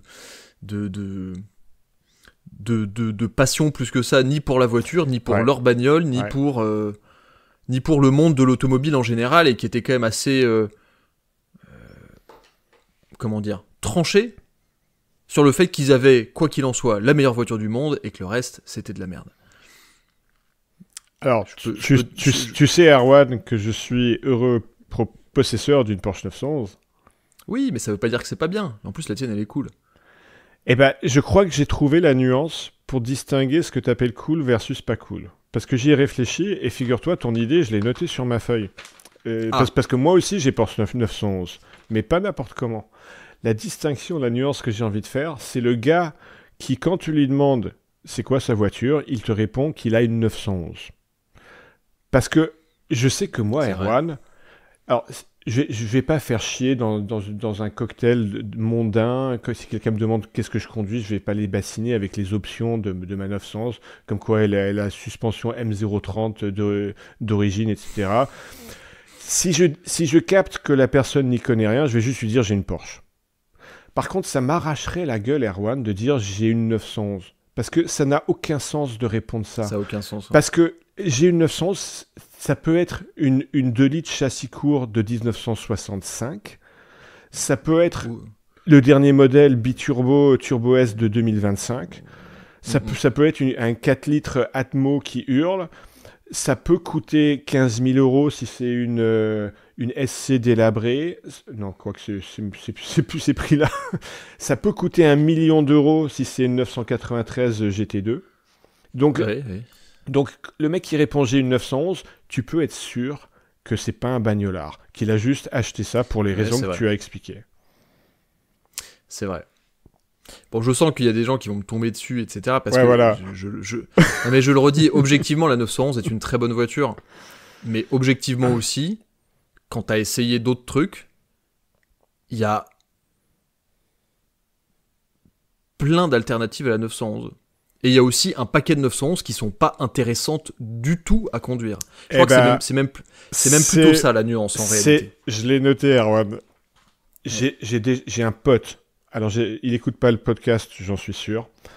Oh là là. Alors, en effet, ce n'est pas un bagnolard. Il a une 911. Tu sais ce qu'il a ? Il a une 996. J'étais sûr. C'était Attends, obligé. J'ai pas fini. C4, cabriolet, Tiptronic. Ok ? Donc déjà, le mec qui met C4 et cabriolet ensemble, alors je sais pas ce qu'il imagine. Il imagine les jours où il fait très chaud au cercle polaire. C'est dur. C4 cabriolet, mais en plus, la Tiptronic, c'est pas comme le PDK moderne actuel. Ça, c'est un choix qui se respecte d'un bagnolard. La Tiptro, à l'époque, c'est une boîte Mercedes à convertisseur de couple. J'ai conduit cette Porsche parce qu'il m'a dépanné, donc je le remercie, mais il n'écoute pas le podcast. Il m'a dépanné, mais... Non, mais c'est tragique, Erwan. Une 996... J'ai déjà conduit une Tiptro. Mais ça ruine complètement la bagnole. C'est insupportable. Ouais, et en même temps, regarde, et donc je vais mettre de l'eau dans mon vin. J'ai le père d'un de mes très bons amis qui, un jour, voulait s'acheter une Porsche. Bon. Au final, je lui en ai fait acheter 2. Son cahier des charges était très simple. Il voulait une Porsche, pas chère, pour aller se balader avec sa femme. Fin. Oui, je lui ai dit... C'est large, mais réfléchissant rapidement, je lui ai trouvé une 996, Carrera, Tiptronic. Je lui ai dit, franchement, achète ça. Il l'a acheté, il est ravi. Il adore. Il adore parce qu'effectivement, il a un peu plus de 60 ans, enfin lui et son épouse ont un peu plus de 60 ans, il adore. Il adore parce qu'il se balade, il se fout royalement de la conduite sportive, c'est très confortable. Pourquoi une 911 dans ce cas-là ? Parce que c'est le choix facile, c'est le choix évident. Il a qu'à acheter une CLK, enfin je sais pas, une Mercedes. C'est le choix évident.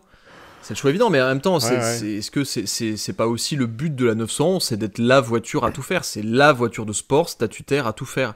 Mais je trouve qu'il y a un statut dans la 911 qui, à la fois, est normal parce que c'est une icône. Je pense que c'est... La 911, c'est quasiment au même titre que Ferrari, quoi. Tout le monde sait ce que c'est qu'une Porsche 911, tout le monde a une idée de la forme d'une Porsche 911, même quelqu'un qui connaît pas du tout la voiture. C'est une voiture, tu la vois dans la rue, quelqu'un qui connaît pas, un enfant, n'importe qui, il voit une Porsche 911, il sait que c'est une Porsche 911. Enfin, ou une Porsche, du moins. Mais, moi j'ai conduit tellement de 911 qui étaient, mais quand je dis sans intérêt, c'est sans intérêt. C'était inintéressant. Mais inintéressant au possible. Et il y a plein de facteurs pour ça, mais après c'est pas grave de pas être bagnolard, on s'en fout, on n'est pas sectaire, tant que les gens sont contents de ce qu'ils achètent. Non mais c'est vrai, faut le dire aussi, faut pas avoir l'air de vieux con, mais enfin vieux con pour toi, jeune con pour moi. Mais bon, c'est vrai que la 911, déjà moi je pars du principe que si t'aimes vraiment bien conduire, un Boxster ou un Cayman, c'est mieux à conduire techniquement qu'une 911, objectivement. Après, 911, t'as les 4 places. Oui, mais Erwan, c'est parce que c'est mieux que je trouve ça moins bien. C'est-à-dire que ce qui me passionne dans ma 996, c'est justement de sentir les imperfections, de sentir que même en ligne droite, il y a l'avant qui se cherche un peu, parce que... Oui, c'est vrai. Et en virage, il faut bien assimiler le mode d'emploi, faut pas s'y prendre n'importe comment. La voiture ne pardonne pas les erreurs. Donc tout ça, c'est techniquement moins bien, et c'est ce qui fait qu'elle me passionne plus. Oui, c'est pas faux. Ça se trouve, je me plante complètement en disant ça, mais c'est vrai que j'ai pas. Je sais que c'est des bonnes voitures. Je dis juste que c'est pas trop pour moi. Et après, il y aura certainement plein de. Alléluia, on a trouvé un point de différence majeur sur nos opinions. Parce que moi, je suis très fan des 911. Mais pas n'importe lesquels. C'est ça, pas n'importe lesquels. Moi aussi, j'aime bien les 911, mais pas n'importe lesquels. T'as une question de spectateur, auditeur ? Non, parce que j'en ai pas vu. Oui, les gars, dans le dernier épisode 2, vous n'avez pas mis de questions. Alors, pensez à mettre des questions. Vous avez entendu cette question que je vous ai posée, elle fait réfléchir. Sortez-nous des questions un peu tordues comme ça, qui vont nous faire réfléchir. Ou alors, ça peut être juste une question simple, vous hésitez entre deux bagnoles pour votre usage, votre cas de figure, et vous hésitez entre X ou Y. Alors moi, j'en ai gardé une autre de notre épisode 1. Au vu des tarifs auto en explosion, ainsi que les frais de réparation qui sont dus à la complexité des pièces, la passion automobile ne va-t-elle pas être réservée aux plus aisés ?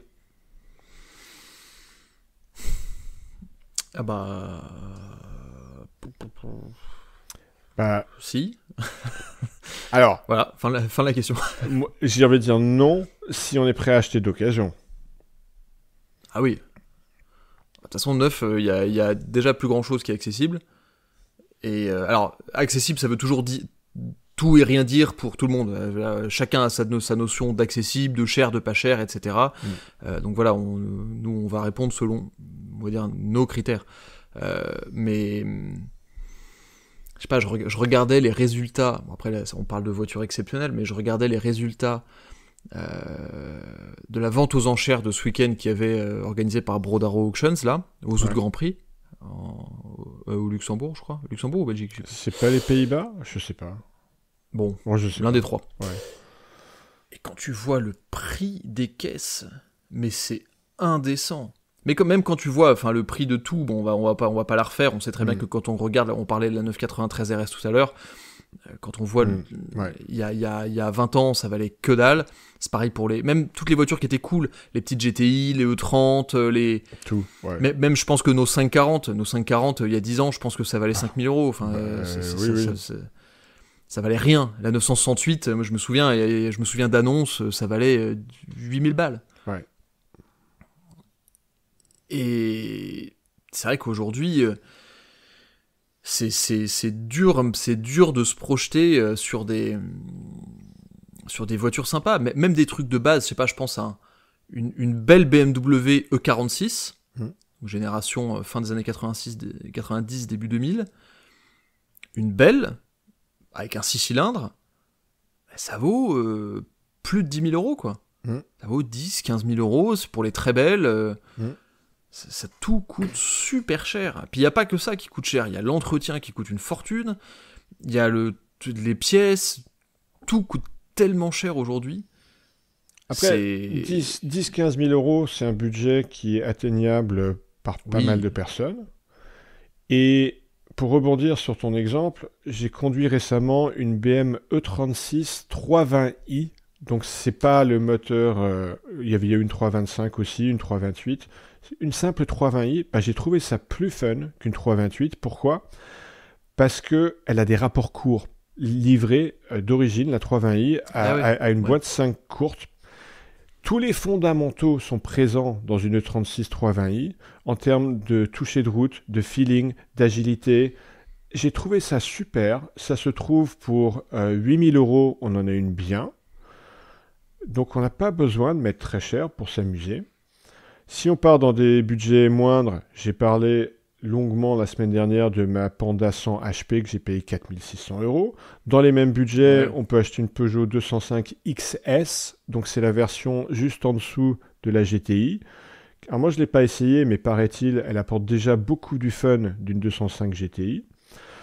On peut citer la Mazda MX-5 dans sa version la moins courue, qui est la NB, c'est-à-dire la deuxième génération. Réponse universelle. On en a une très bien pour 8 000 euros. Ça fait tout bien. Même si c'est la moins courue, les fondamentaux sont là. Ouais, c'est la réponse universelle.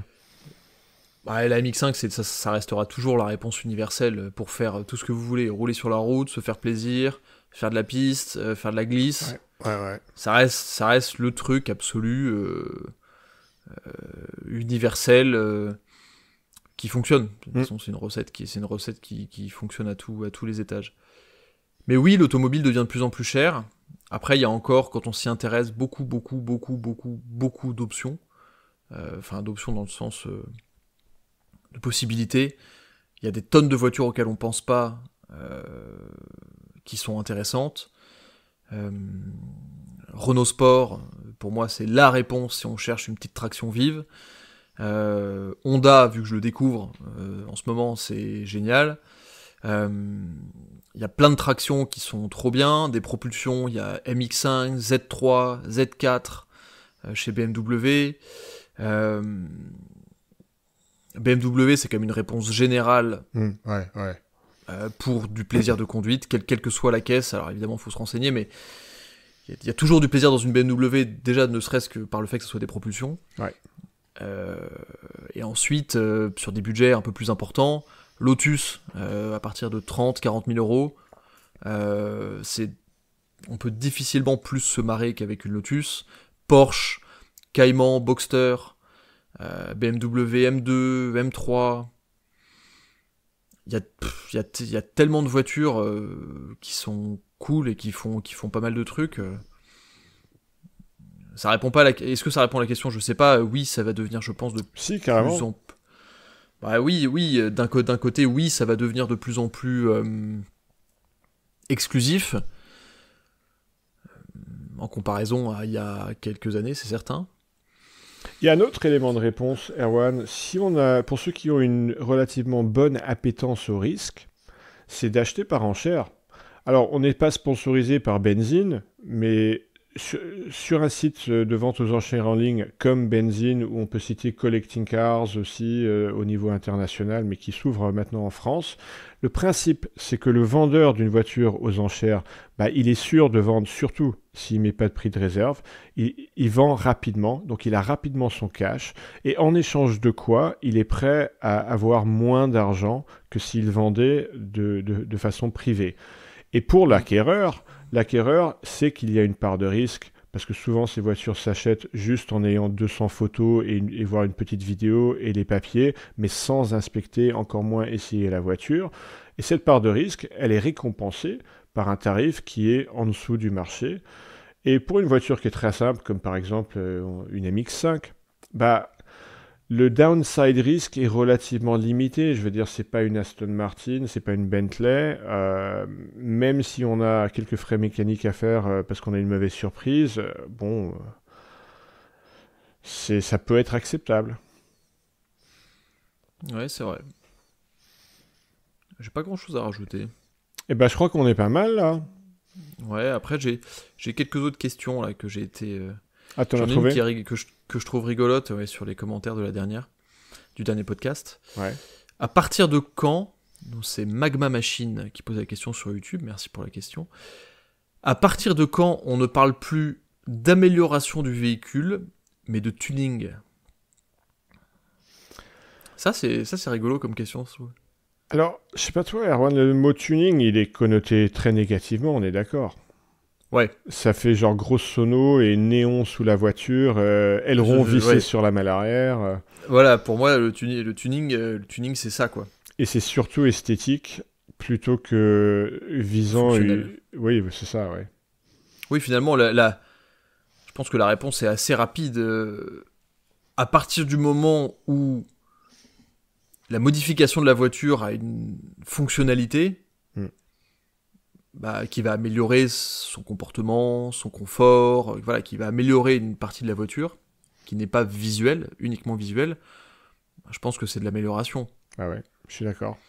Si c'est effectivement coller des flap-wish à l'avant, mettre une lame de 3 mètres avec du faux carbone et je sais pas quoi d'autre, oui, effectivement, on parle plus de tuning. Enfin, sachant que tuning, le mot... est-ce que le mot en anglais, parce que le mot tuning veut dire modifier une voiture, grosso modo, mais est-ce que le mot en Angleterre est connoté comme étant... Alors, justement, j'allais rebondir, parce que je suis franco-britannique, je suis bilingue.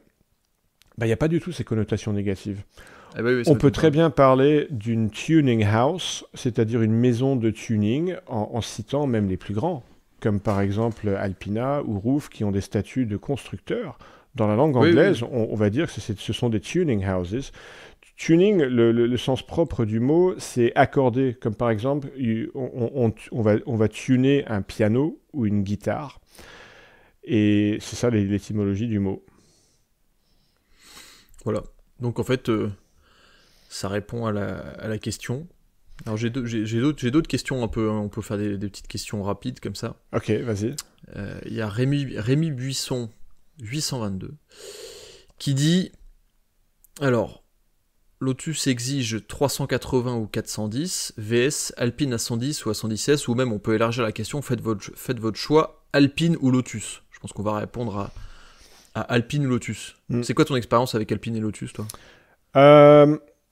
J'ai déjà conduit une Elise S1, entre parenthèses équipée d'un Honda K20. Incroyable, ouais. Le rêve. Sinon, j'ai peu d'expérience, mais j'ai adoré ce que j'ai senti. Alpine, malheureusement, je ne pourrais pas parce que j'ai besoin d'une boîte manuelle pour être pleinement engagé dans le processus de conduite. C'est triste. Peut-être un peu réducteur. Ouais, réducteur. Sans doute. Réducteur, mais c'est quelque chose qu'on entend énormément. Qu'effectivement, l'Alpine aurait dû avoir une boîte manuelle. Et j'ai plusieurs réponses à ça. Déjà, la première, c'est que pour avoir, je pense, fait plus de 10 000 km avec différentes Alpines, pour avoir conduit, je pense, une bonne dizaine d'Alpines différentes. Je pense qu'en tout, j'ai dû conduire une trentaine d'Alpines différentes. de trucs, de la normale, de la pure, légende, GT, légende GT, S, S2, R, ultra modifié, j'en ai conduit des tonnes, des Alpines. Et on va dire sur les versions de route, donc celles avec les suspensions plutôt souples, vraiment l'Alpine de base, moi je trouve que c'est une voiture qui est déjà tellement performante et tellement vivante que l'exploiter avec une boîte méca, à mon avis, serait un peu de trop. Je trouve que c'est une voiture qui est tellement vive que t'es content d'avoir les deux mains sur le volant. Et surtout, alors du coup, à ça on pourrait répondre, oui, mais ils auraient pu mettre une option avec la boîte manuelle. Alors déjà, développer une boîte manuelle sur cette base, la voiture aurait coûté 100 000 balles, déjà. Ouais. Et la deuxième, en fait, ça aurait pas marché. C'est une vraie réponse, ça n'aurait pas marché. Ah, mais ils en auraient pas vendu. Je ne leur en veux pas, je suis d'accord avec toi. Ils en auraient vendu 4. Et c'est tout. Une à moi déjà, et 3 autres. Ouais, ils en auraient pas vendu. En fait, ça aurait représenté... Ils se sont posé la question. Évidemment. Les insights chez Alpine, ils se sont évidemment posé la question. Mais ça correspondait pas à la base. Déjà, il y a une voiture avec une structure alu qui est extrêmement légère, etc. Et moi, je pense pas que ça soit ultra nécessaire. Parce qu'en plus de ça, la boîte est bien. C'est une bonne boîte de vitesse. Et il faut voir l'Alpine. Pour reprendre la question Alpine ou Lotus, en fait... c'est plutôt, il faut pas forcément les confronter, ces deux voitures, c'est plutôt une suite. C'est-à-dire que pour moi, l'Alpine, c'est une Lotus moderne, utilisable. C'est une Lotus à la sauce 2020. Voilà. Donc c'est une voiture donc, qui reprend le principe de la Lotus, avec le principe de base qui est light is right, la légèreté, et qui est rendu utilisable, confortable, utilisable parce que c'est une voiture moderne, parce qu'il y a un moteur turbo qui fait qu'on a de la puissance, on a une vraie polyvalence, on a à la fois de la performance, on va dire à la fois de la puissance du couple, une boîte automatique qui la rend facile, conduisible au quotidien sans aucun souci. On peut conduire une Alpine absolument tous les jours, c'est hyper bien à conduire tous les jours. En revanche, une Lotus, pas du tout, c'est l'enfer. C'est cool, mais c'est l'enfer. Donc, il faut pas voir ça comme quelque chose qui se confronte. Moi, j'ai une grosse préférence chez Lotus pour les Elise et les Exige deuxième génération, donc celles qui n'avaient pas encore le V6, parce que je trouve que pour vraiment avoir des machines ultra sensationnelles, qui donnent énormément vraiment de ressenti, vraiment de feeling de pilotage, pour moi c'est les meilleures, celles avec les 4 cylindres. La V6 ensuite entre dans une autre catégorie, parce que la voiture trahit entre guillemets la philosophie de la voiture qui est d'être la plus légère possible, parce que c'est une voiture qui fait 1100 kg, qui est quand même plus, alors ça reste très léger mais c'est quand même plus lourd, avec un plus gros moteur. C'est une voiture qui est ultra performante, mais qui a un feeling de conduite qui est un peu moins pur. L'expérience de conduite dans une V6 est principalement liée au moteur, en fait, parce que le moteur, il est incroyable, ce V6 Toyota. Et donc, pour moi, vraiment, si t'adores vraiment piloter, c'est les Elise et Exige 4 cylindres, avec le compresseur, par exemple. Ensuite, si tu cherches un peu cette expérience de conduite au quotidien, avec une voiture polyvalente, mais quand même très fun, c'est l'Alpine. Et ensuite, si tu cherches vraiment une expérience qui va un peu t'arracher la gueule, là, c'est une Exige V6. Parce que t'as une brutalité dans cette voiture qui est folle, c'est quasiment une supercar, le truc. Donc pour moi, c'est complémentaire. C'est pas censé être se rencontrer. Et d'ailleurs, je trouverais ça logique d'avoir dans son garage, par exemple, une Lotus Elise et une Alpine. Parce que c'est pas du tout fait pour faire la même chose. Et voilà pourquoi on t'aime, Erwan, c'est la précision de ton propos. J'essaie. Après, moi, je suis tellement geek que... Et en fait, d'ailleurs, merci déjà pour le compliment. Mais en fait, moi, ce qui m'amuse le plus dans la découverte du monde automobile, C'est pas bon, le statut, etc. J'en ai rien à faire. Même l'objet de la voiture en lui-même, c'est pas forcément ce qui va m'intéresser le plus. Ce qui va m'intéresser le plus, c'est ce que tu peux faire avec. Et moi, je vais trier les voitures pas par prestige, pas par puissance ou quoi. Je vais trier les voitures dans ma tête par, ok, dans quelle situation, dans telle situation, quelle voiture te donne le plus. Ouais. Et du coup, je suis là où je vais. Moi, mon analyse vraiment profonde d'une bagnole, elle va se faire dans, ok, cette voiture, on va dire que ça,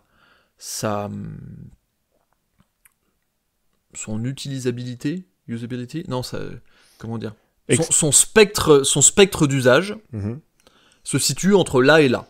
Voilà. Ouais. Et donc, c'est comme ça que je vais trier les bagnoles. Et l'Alpine, pour moi, c'est une voiture qui est absolument incomprise par la majorité de la population, parce que les gens n'ont pas compris à quel point, enfin, les gens n'ont pas compris que c'était fait pour faire certaines choses. Oui, je trie d'une façon similaire, c'est par use case, c'est-à-dire type d'utilisation, profil d'usage d'une voiture.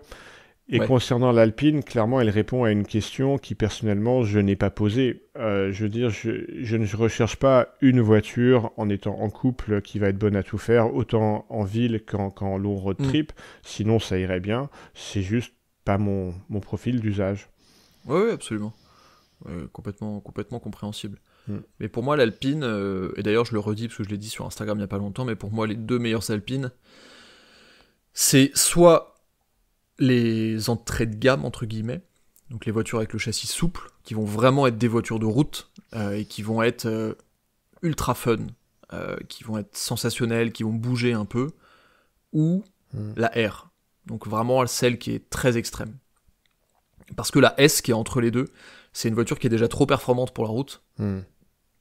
Tu atteins des vitesses de passage en virage avec ces caisses qui sont absolument dingues.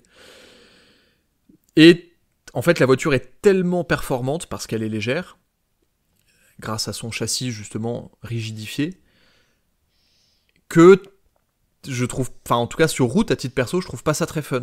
Parce que tu passes partout super vite, mais tu travailles pas vraiment. Ou alors si tu vas travailler, c'est vraiment que t'es dans les 10 derniers pourcents de performance de la voiture, quoi. Et alors la R, on va dire que la R, je l'aime bien parce que c'est un produit d'exclusivité. C'est une voiture qui a du carbone partout, des jantes en carbone, c'est un truc de dingue et c'est vraiment performant. Sur route, c'est pas passionnant une R, parce qu'en fait ça passe partout à fond et voilà. Mais pour moi, la meilleure Alpine, c'est la normale. Ou la GT, qui a les suspensions confort et 300 chevaux, au lieu de 250. Ça fait sens. Ouais. Et je suis assez dithyrambique là-dessus. Voilà. Eh ben, on est pas mal pour aujourd'hui. Ouais. On vous dit à tous à la semaine prochaine. Abonnez-vous, posez-nous vos questions dans les commentaires. Vous voyez, on y répond.